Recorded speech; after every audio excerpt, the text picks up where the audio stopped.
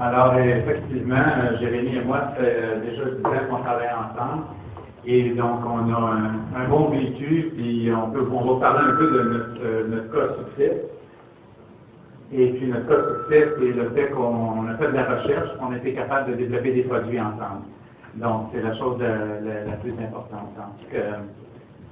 Quand on m'a invité à présenter ici donc, la contribution des universités au développement des entreprises, je n'ai pas résisté à l'idée de mettre une équation. Alors, pour établir ma activité scientifique, évidemment, en tant que professeur. Et donc, cette équation, la voici, elle est relativement simple. Et elle a 3 termes, donc c'était Sonomax plus ETS égale 10 ans de succès. Et j'aimerais laisser Nick présenter un petit peu le premier terme de cette équation. Alors, Sonomax, c'est une entreprise qui développe des produits et qui fait de la recherche au niveau de tout ce qui passe par l'oreille. On parle de protecteurs auditifs, on parle de prothèses, on parle d'écouteurs, de casques d'écoute pour les iPods. Et puis, c'est une entreprise qui est fondée en 1998, on est à la bourse depuis 2001, on a à peu près 35 employés, et puis on a 50 brevets et marques de commerce qu'on a développés pendant les années. Une grosse partie de ces brevets-là ont été développés avec notre collaboration. Voilà. Le deuxième terme de cette équation, c'est évidemment l'ETS. Et l'ETS, sa devise, c'est le génie pour l'industrie. Est-ce qu'on entend un petit peu? Oui, on entend. Ok, on entend. Le génie pour l'industrie, et donc pour illustrer un petit peu ça, quelques chiffres tirés vraiment du site web de l'ETS. Donc une grosse faculté de génie avec plus de 6000 étudiants, et puis un gros partenariat avec les entreprises, 200 entreprises annuellement qui ont des contrats avec l'ETS, des contrats de recherche, et également des chaires industrielles, des chaires de recherche, 21 chaires, dont la chaire industrielle nouvellement formée et financée par Sonomax de recherche en technologie infrarouge.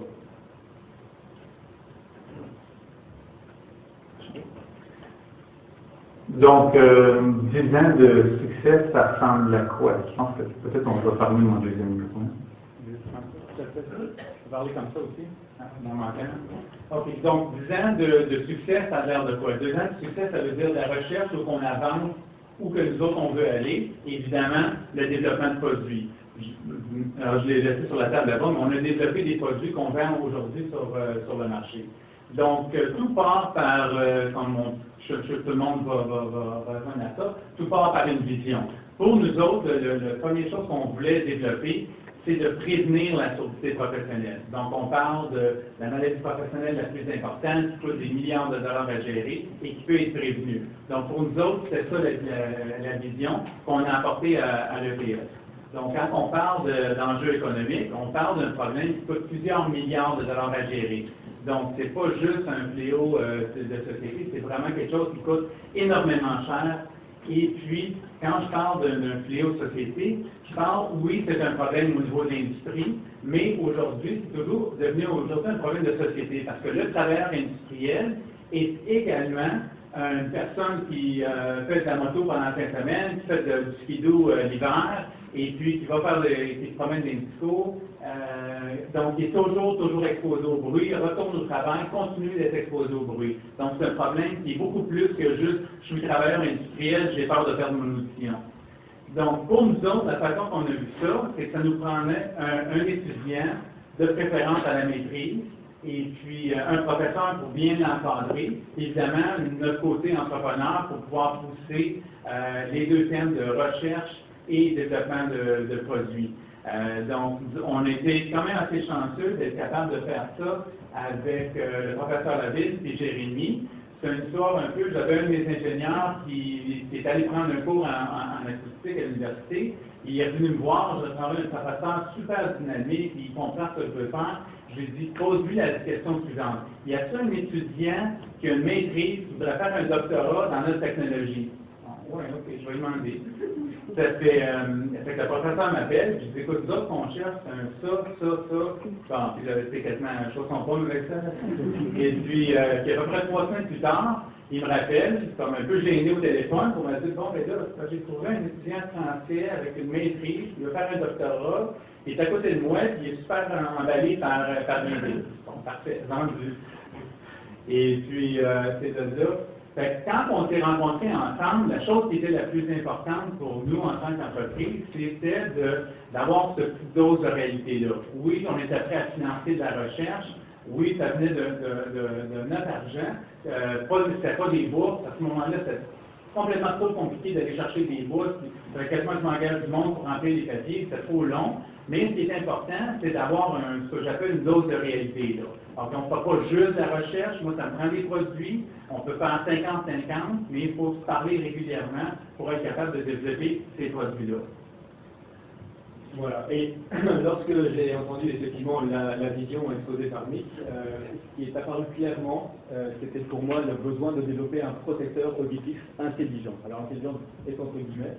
Et l'idée, effectivement, c'est qu'on va, et regardez, je tiens dans ma main droite ici un petit bouchon jaune, et ce bouchon jaune est relativement inconfortable, vous savez, c'est celui qu'on s'insère dans l'oreille, qui fait mal, etc.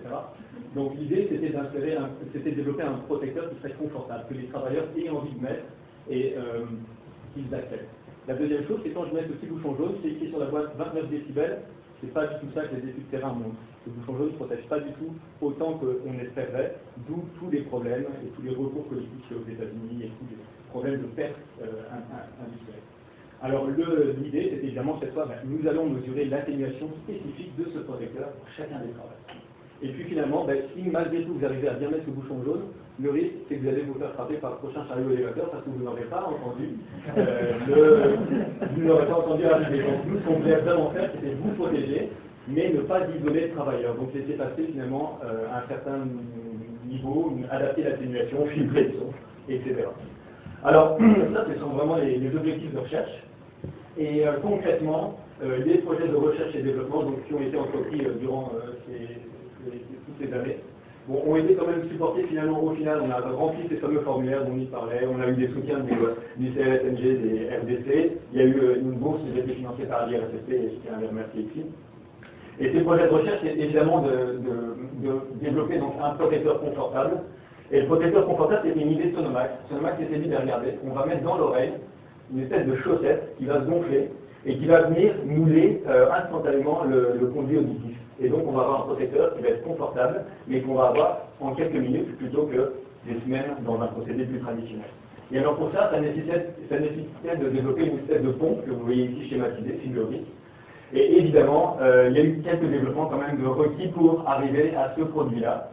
Que vous voyez, le bouchon orange, c'est le bouchon qui va être gonflé, qui va être ajusté sur mesure. Et ce que vous voyez en jaune, en rouge, en noir, ce sont les petits filtres dont j'ai parlé qui vont permettre de filtrer un petit peu l'environnement sonore du travailleur, mais sans l'isoler complètement. Et alors pour vous présenter un petit peu comment ce bouchon sur mesure est adapté, voici un petit peu le procédé d'injection. Regardez le silicone qui est un mélange de silicone liquide qui arrive en jaune, pardon, en rose par la seringue, et qui va rentrer par un des orifices du bouchon et va venir gonfler ici une membrane très très fine. C'est vraiment une technologie très unique là, qui n'était pas possible en Amérique du Nord quand on a commencé, mais c'est une expertise suisse qui a été importée ici. Et on va vraiment avoir finalement instantanément donc, ce gonflement, cet ajustement de bouchon, et le silicone va, le trop-plein va être évacué comme vous pouvez voir, et le silicone va réticuler, c'est-à-dire qu'il va durcir en quelques minutes. En quelques minutes, vous avez une empreinte sur mesure. Alors, c'est forcément un nombre. Oui, pour l'interrompre, je crois que Jérémy a l'impression que les choses ont allé super vite. Hein? Ça fait que c'est pas exactement ça. Ça nous a quand même pris 4 générations pour se rendre là. Okay? Mais à chaque génération, on était capable aussi de valider le concept en industrie. Donc, rentrer dans l'industrie, faire les tests. Donc, c'était vraiment l'équipe de recherche qui allait sur le terrain, chez General Motors, chez les grosses compagnies, pour voir comment ça marche dans la vraie vie. Nous fait en sorte qu'on s'est rendu jusqu'à ce point-là. Voilà. Et si maintenant on parle du deuxième développement qui était donc qui va être de mesurer l'atténuation, eh bien mesurer l'atténuation, c'est vraiment quelque chose qu'on a développé au cours de mon doctorat avec une idée très simple, se disant ben voilà, pour mesurer, on va vraiment utiliser un système de génération de bruit, donc vous voyez schématiquement en haut-parleur. Et ce que l'on va faire, c'est qu'on va générer du bruit. Et on va mettre, au travers du bouchon, on va mettre un système de microphone. Alors vous voyez un microphone vert qui est à l'extérieur, un microphone vert qui est à l'intérieur du bouchon finalement. Et la différence de ces niveaux de pression acoustique va vous donner l'atténuation telle que vraiment ressentie par le travailleur. Et c'était la première fois qu'on pouvait mesurer objectivement sur chacun des travailleurs l'atténuation. Alors ça a donné un grand succès, et là je passe évidemment tous les développements, mais ça a donné un produit qui a remporté un fort succès commercial, qui était donc le système de mesure de Sonomax, et dont on vous parlera dans quelques instants également. Ce qui est intéressant aussi dans la collaboration, c'est que moi, j'ai pu voyager un peu à travers le monde, faire des présentations aux militaires en Israël, travailler chez Apple, chez Microsoft, les grosses compagnies, les General Motors, les grosses entreprises qui étaient les personnes qui soutenaient ça. Aussi dans les industries minières, le Rio Tinto, Alcan. Pourquoi? Parce que le travailleur chez Alcan, chez n'importe quel minier, ça peut être BHP de l'État, a 90% de chance d'avoir une sourdité professionnelle à la retraite. Donc, ces compagnies-là sont très à la recherche de développer des technologies pour prévenir la surdité. Donc, ce qui est intéressant dans cette collaboration-là, c'est qu'on a pu voyager ensemble. Donc, moi, je faisais le pitch commercial, et puis après ça, les personnes dans le groupe m'ont dit « Ouais, mais comment ça marche, cette affaire-là? » Puis, au lieu d'avoir juste une personne avec moi, mais j'avais Jérémy, j'avais une équipe qui était capable de vraiment répondre. Il n'y avait pas une question. Il n'y avait jamais personne dans la salle qui avait une question qu'on n'était pas capable de répondre. Donc, c'était pratico-pratique, très, très, très intéressant. Et puis, ça a amené le logiciel, on a vendu ça à 3M, on a gardé tous les droits pour n'importe quel nouveau produit qu'on va développer, mais on a vendu le logiciel pour plusieurs millions de dollars à la compagnie 3M. Et puis, ce que ça a fait aussi, c'est que ça a donné des retombées, on en parlait un peu tantôt dans les questions, pour l'université. Donc, quand on a fait la transaction, il y a un pourcentage de la vente qui est allé à l'université, donc ils ont acheté plein de nouveaux équipements, et puis il y avait des redevances du cash, on a participé les deux ensemble. Ils faisaient partie de la transaction quand on a fait le closing. Donc, c'est vraiment, on s'est fait ça ensemble. Voilà, alors pour rapidement terminer sur un petit peu ce qui nous semble être un petit peu nos secrets, on a changé un petit peu la formule, mais si on devait résumer vraiment comment la contribution des entreprises peut aider au développement contribution des universités peut contribuer au développement des entreprises, puis je pense que là-dessus c'est intéressant aussi. Il y a vraiment trois éléments. Le premier élément, c'est la vision. Puis là, je pense que vous l'avez compris, la vision était vraiment portée par Jean-Nicolas Laperle, et ça c'est quelque chose qui est, à mon avis, clé. C'est une fois qu'il y a une bonne idée, beaucoup de choses sont possibles. Et le deuxième élément, c'est vraiment, j'appellerais ça le chemin, mais c'est ma façon de le dire, mais c'est finalement toute l'expérience qu'on a accumulée, que ce soit à travers les projets de recherche, puis là j'exclus tout ce qui avait été les retombées scientifiques, les publications, les conférences, les reconnaissances institutionnelles et autres, mais vraiment tout ce travail, puis toutes ces rencontres, ces confrontations, ces discussions, c'est vraiment le chemin qu'on a parcouru ensemble qui a fait qu'on a toujours pu raffiner finalement les concepts de recherche. Et puis, je pense qu'au final, on doit montrer la confiance. Et ça a été mentionné, je suis content dans toutes les présentations parce que c'est clé. Et pour vous illustrer la confiance, regardez un petit peu le genre de montage, qu'on a pour injecter automatiquement le silicone dans l'oreille. Mais regardez encore plus fort au sein de l'équipe de recherche, une équipe mixte. Vous voyez une doctorante de l'ETS et le vice-président actuel de la recherche et développement à Sonomax. Alors, vous voyez la confiance, même si elle est légèrement concernée. Mais je pense que c'est ça vraiment qui illustre la confiance technologique. Et puis l'autre confiance, elle est plus au niveau vraiment de mise en marché, parce que pour passer de ça à ça, il faut avoir la vision et la confiance qu'a eu Jean-Nicolas Laperle.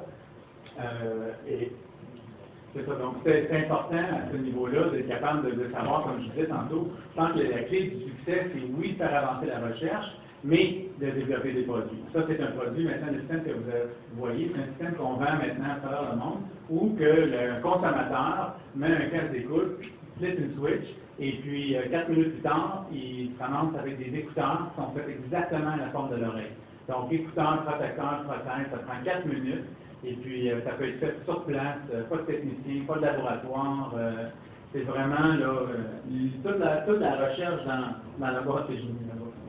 Voilà. Et puis on est dans la section infomerciale, comme on dit. Voici donc le petit clip d'animation qui correspond à ce dont on parle.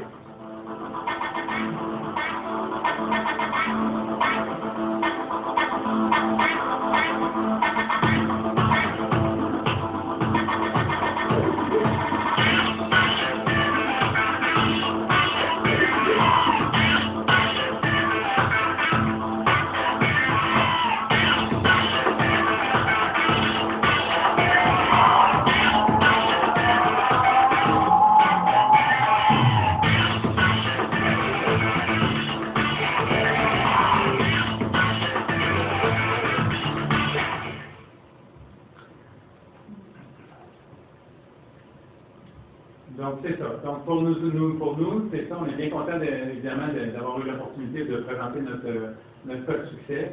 C'est vraiment ces éléments-là. Évidemment, la grosse partie, c'est la confiance.